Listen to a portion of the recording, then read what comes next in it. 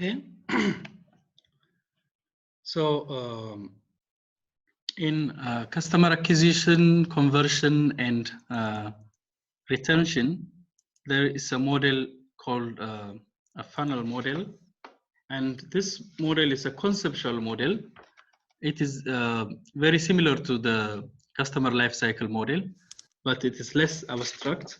So I'll show you how it looks like. This is the funnel model of customer acquisition, conversion, and retention. As you can see, we have so many customers, right, that we acquire. Then from this, we convert a few here, okay? That finally, those who we retain could be this much, okay?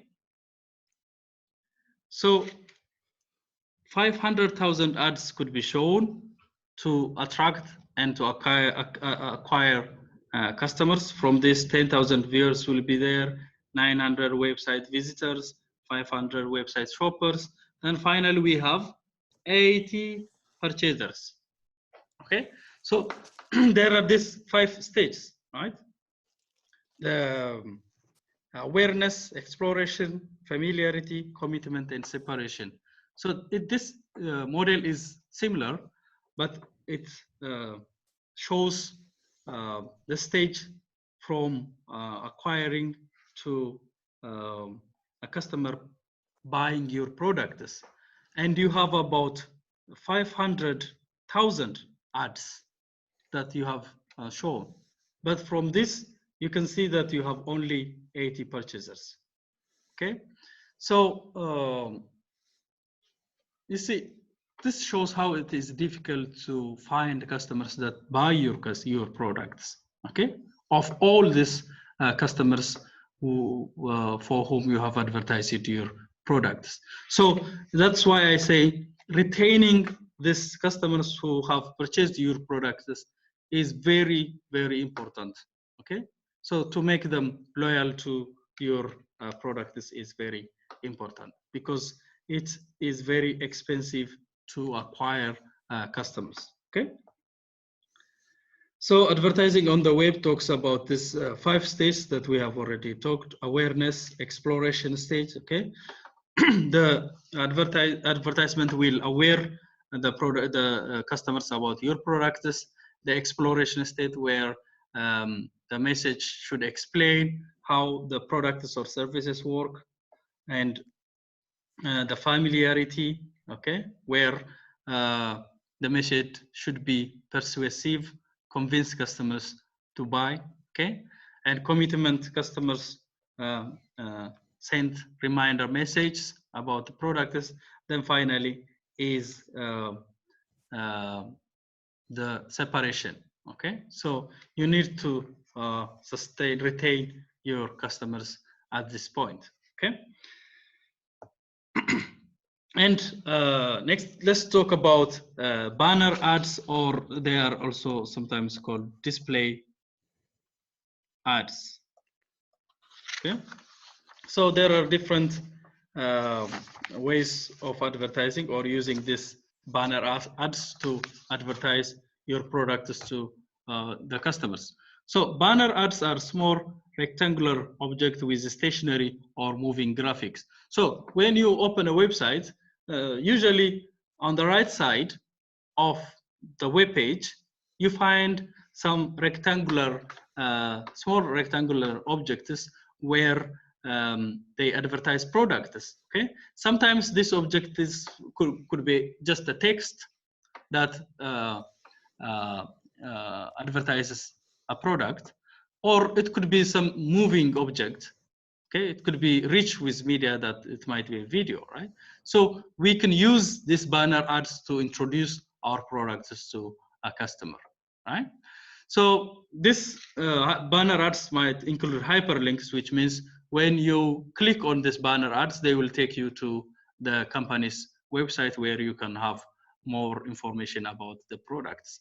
And they are versatile, so they are informative and persuasive functions. Okay, and as I've said, this banner ads might also be animated, rich media objectives because they might be moving, or they might have some cartoon playing. Okay, anyways, I think you are already familiar with this. So if they have this moving objectives, they are animated with GIF, right? And this is created using Java or Flash players, okay? And there are also interactive marketing units and formats where this voluntary standard banners. So some banners or banner ads, they are interactive, where you can put your phone number or email address, okay? So when you input your email address, they will directly send you email about the products, okay? So the point is, banner ads are those which usually reside on the right side of our the website that we are visiting, and they could be in a text form, or they could be in graphics, in graphical user interface. And there is a leaderboard ad, scraper, and also this shows the location, okay? Location, this, let's get back. This universal ad package has 4 standard formats, actually. And one could be the leaderboard ad and skyscraper ad, and this ads will help us introduce our products to, or they might also have this intrusive ad, okay? So just this depends upon the position of the banner ads, okay? So let's say this is a website that you are surfing, okay? Let's say this is Amazon.com. So there could be leaderboard ads display at the top, or they could be here, or they could be here, because the content of the website or Amazon website could be here, right? So the ads could be here, or could be here, okay? And the cost or the price range could also be different. The price that a company pay for a website that displays their banner ads. So the price might range from 100 to 5,000 US dollars. Okay. And some companies might also make their own banner ads. So anyways, our objective here is, you have to know banner ads, and banner ads could be used to banner ads or display ads could be used to advertise products. And a banner ad placement could be anywhere, okay? At the top, at the bottom, or on the right side, okay? Because mostly the left side of the website or a web page is usually reserved for the company who is owning the website, okay? But at the right side, mostly they advertise at the bottom or but usually on the right side of the web page, okay? So I'll just skip some of this pointers because you can read them. So there are some solutions or new ways of using banner ads. You can introduce animated GIFs that can move, okay? Create ads displaying rich media using movie clips, okay? Because banner ads could mostly be a text like buy this product, or this product is something like that, okay? Or they display the picture of the product. But you can make them animated, you can make them rich in media, you can include videos, okay? You can make them interactive, as I've said. You can have a place where you ask the user to enter their phone numbers or email address, or you can also create ads acting like a mini video game, okay? So you all have came across this, right? And this could be a little bit irritating for customers. These are called disguised banner ads. So sometimes when you use computer, there will be an alert popping up on your window, and they want you to click on this pop-up alerts. So when you click on them, they will take you to their website. The problem is users or customers are usually disguised, or they are irritated by these kinds of advertisements, okay? Because they switch your attention from what you're doing. So these are examples of disguised banner ads, which just pop up as alert, and when you click on them, they will take you to their home page, okay? But there are also this text ads or intrusive ads, and these are short promotional messages. There is no graphic element included, it's just the text, and they deceptively simple but very effective ways of advertising. And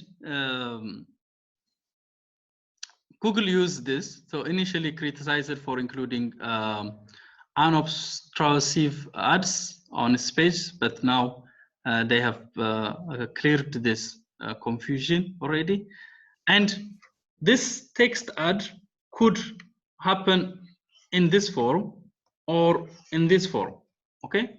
Pop-up ad means, let's say you are viewing a website, let's say Amazon.com or Gmart.com, and a window will pop out and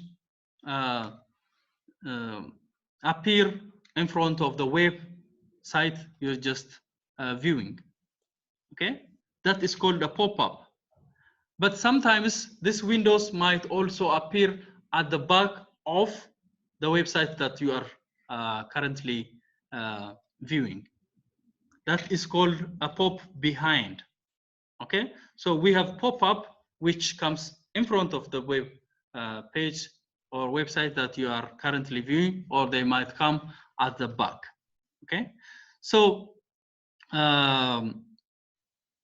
these pop-up windows are extremely annoying, right? As I've said, just like the alerts, they come in front of your website, so you are not prepared for them, so you might be offended. Okay, so this is one way of advertising, but you can use ad blocking software. I guess most of you have this ad blocking extensions on your website. Okay, so for example, on Google Chrome, you can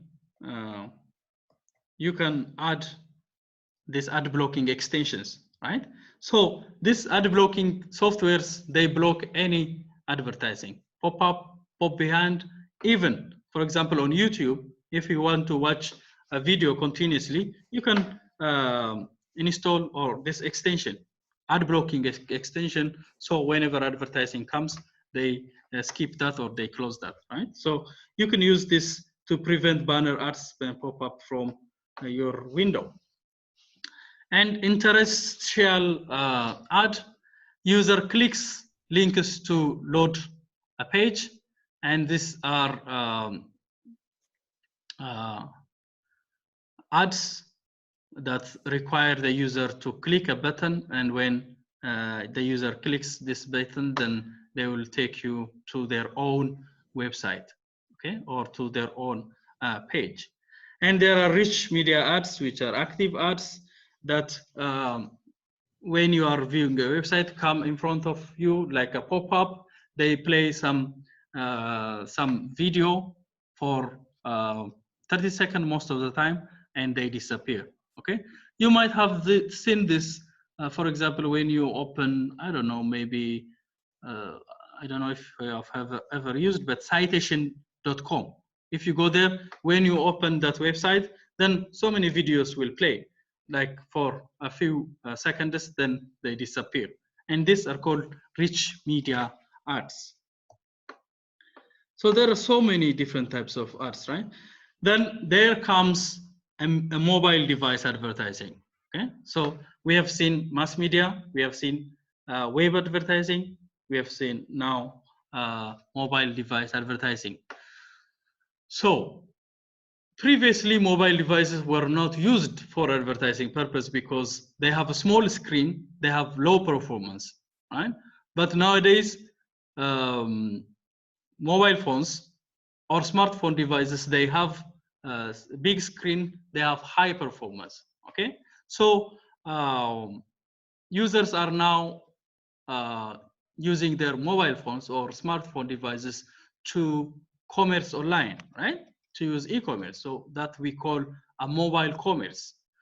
So then comes mobile device advertising, because most of the users are using mobile devices. So it's better to reach these customers through their mobile phones. Okay, so it has tremendous usage growth for mobile devices connected to the internet, and some mobile software applications or mobile apps include advertising contents. This is when you go to a Play Store or the App Store, okay, and you want to install some application on your so that is one means of advertising your product using mobile applications, okay, and using this in-app advertisements. And there are site sponsors. Websites offer advertisers opportunity to sponsor all or parts of their websites, and the goals are similar to sporting event sponsors, television program sponsors. Okay, so they don't view or they don't show everything, but these websites will offer advertisers the opportunity to sponsor some or sometimes all part of their websites. And ethical concerns might be raised if a sponsor is allowed to create content or wave advertising message into sites content. So there are actually websites that help other companies to advertise their products, okay? And they sometimes also exchange. Let's say there is Amazon.com and there is a Gmarket, okay, .com. And site sponsorship means products which are sold on this website will be advertised here, okay? And products sold by Amazon will be advertised on Gmarket website. You can switch or you can share advertisements, okay? Because customers which are already on Amazon, they know about these products or they are surfing the Amazon website, so you don't have to advertise it to them. So you can advertise Gmart products, similar products sold in Gmart on Amazon, right? And same thing for Gmarket, advertising Amazon products. So one thing very complicated with online advertising is the calculation of price of advertising, okay? So let's say I have a website and I'm advertising some company's website on my website, okay? Or some company's products on my website, okay? So it is a little bit confusing how to pay for the advertising.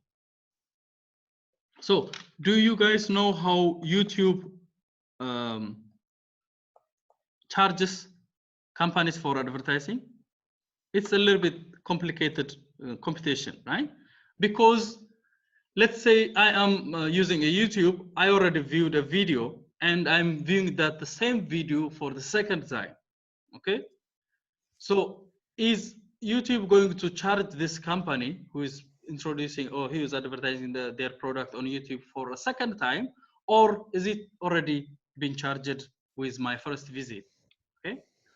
Or what if I'm using, I'm watching the video for a time being, and when the advertisement comes, I am passing to the second one or something like that, okay? Or is it based on a click that YouTube or any advertising company should charge their partners, okay? So for Google, for example, it's easy, right? you type something, let's say you type computers for sale, and the first website that appeared on your page is, let's say, gmarket.com. So I click on gmarket.com to go to that website and look for computer to buy. So Google can charge Gmarket based on my click. That is called a click. And the value of the advertising, or I mean the price of advertising, could be computed based on the click. But there are so many other criteria. So it's a little bit complicated to compute the price of advertising, or the amount of money that we should pay or companies charge for advertising. So this raises issues of measuring the website effectiveness. So there is what they call cost per thousand. This is M stands for 1,000 for mass media advertising, okay? And the dollar amount is paid for every 1,000 people in the estimated audience. This is one way of charging. And you see, there is a visit, there is a trial visit, there could be a repeat visit to a website, okay? A visit is, this occurs when a visitor requests a page from the website. Trial visit is the first time particular visit to a website. And repeat visit is a subsequent visit to the web page or the website, okay? So this could also determine to measure how many audiences are there and how to calculate the cost for, I mean, the price for the advertisement. So there is a page view. Each page is loaded by the visitor, or there could be ad view, occurs if page contains an ad, impression each time banner or other ads loads into your page. A click, as I have said, action whereby a visitor clicks an ad or open advertiser's page, and based on this you can charge. So this is a little bit easier because it's based on a click, or it is called a click-through. And this you see here are the price range. For example, a network television is easy because you advertise your products on network television for 30-second commercial. You will be charged $5 to $30 based on 10 to 50 million audience size. Okay, but when you go down to the world to the web advertising, for example, banner ads, you see, rich media, text ads, sponsor. So this is the amount that they charge for advertising, okay? But as I've said, again, the competition for a price of advertising is a little bit complicated. There are algorithms actually to compute, and we will not talk about that, but there are algorithms that you use to compute the advertising, the cost. So new metrics to evaluate advertising yield outcomes. So measures number of visitors who buy first time after arriving at site. So this is by the way of click-through, or they calculate advertising cost of acquiring one customer on the web compared to how much it costs to acquire one customer through traditional advertising. So effectiveness of online advertising. Online advertising effectiveness remains difficult to measure because you never know these customers who have visited the website are interested in your product or not. And the major problem here is the lack of single industry standard measuring services. And solution was proposed in 2004, set of media measurement guidelines used by all online advertisers, and they produce comparable ad view numbers. But the difficulty still remains because site visitors change, the web surfing behavior habits maybe every day, okay? Today, I might look for Gmart for a product, tomorrow Coupang, the other day Amazon. So, and also I might not have the same behavior interacting with this websites, so it's very difficult to measure. Online advertising as one element in marketing strategy. Use variety of media to reach potential customers. Potential customers are not your customers yet. Okay, potential customers are customers that you talk to, and for after some time will be your customers. Okay, so these are prospect customers. Online advertising development is AdAge.com, eMarketer, online publishers. You can view this, and online advertising much more effective using market segmentation strategies, okay, to target customers. And the other is email marketing. This is spam, right? And all of you have spams on your email. So spam is unsolicited commercial email. Okay, so when you open this spam, you find advertisements about companies' products. Okay, and these spams sometimes are push spams, and sometimes they are pull. So push is when they push these emails to this advertising emails to your account. Pull is when you agree. So sometimes actually they ask for your permission, right? Permission based. So if you agree or if you subscribe, then they will follow up with other products, and they will always send you emails. So these unsolicited emails or spam are electronic junk emails, and the problem is most of the customers do not check for spam, right? I have never opened a spam email. So that's the problem. And the other thing is they also waste our disk space, because disk space of the email account, the Gmail, okay? Because if you have thousands of spam, then the waste time, the disk space will be high storage capacity will be consumed by these spams, and they also consume large amount of internet capacity. Okay. Sometimes they ask for customers' approval, as I've said, and when you approve them, they will keep on sending. And there is conversion rate, percentage of responding to an ad or promotion. You see, 10 only, range of 10% to more than 30% on requested emails respond. I'm not even sure about the 10%, because most people consider spam as a virus or some kind of a problematic email, right? So people, they do not want to open these emails, okay? Then opt-in email is a practice of sending email messages to people who request information. Opt-in and opt-out email. So opt-in is when you send email for people who send a request to get more information. So this is permission marketing, right? Because they asked for it and you send it based on their need. So more successful than mass media, because when there is opt-in, that means the customer is very much interested in your product, right? So if the customer asks for an information, so that's a very good sign that the customer will buy the product. And it is better than mass media general promotion message. And okay, let's proceed.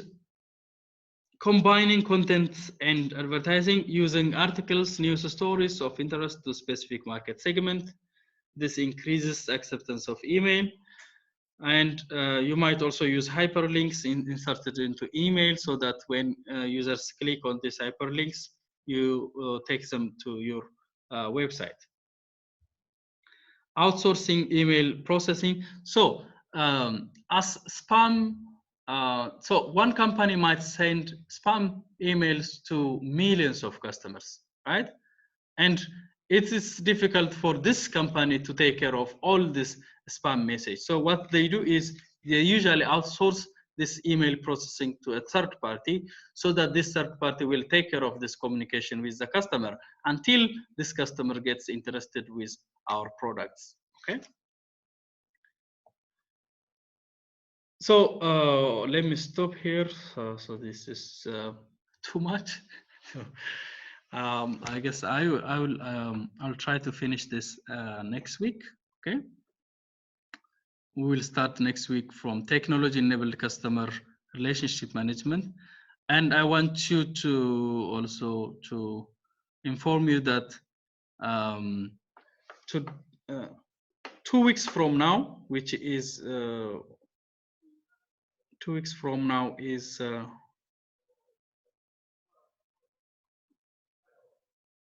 let's see, Wednesday. 2 weeks from now is up April 13th. So April, I mean not April, okay? May, right? May 13th will be our midterm exam. So I haven't decided about how we can conduct the midterm exam, but I will talk to you about these details next week.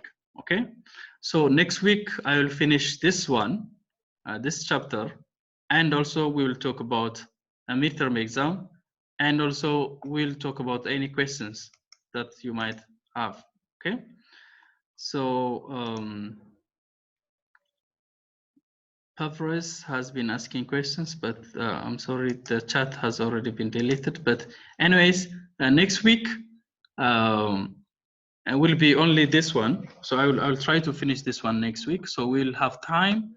So if you have any questions, bring them next week so that we can finish this, talk about any questions you have, and talk about exam details, okay, by next week. And on May 13, we will have our midterm exam, okay? So if you have any questions for today, I can accept some questions. If not, then I will see you all next week, okay? Come up with any questions you have and we will talk about them next week, okay? So this, I think there is no question. If there is no question, then I'll see you all next week. So thank you.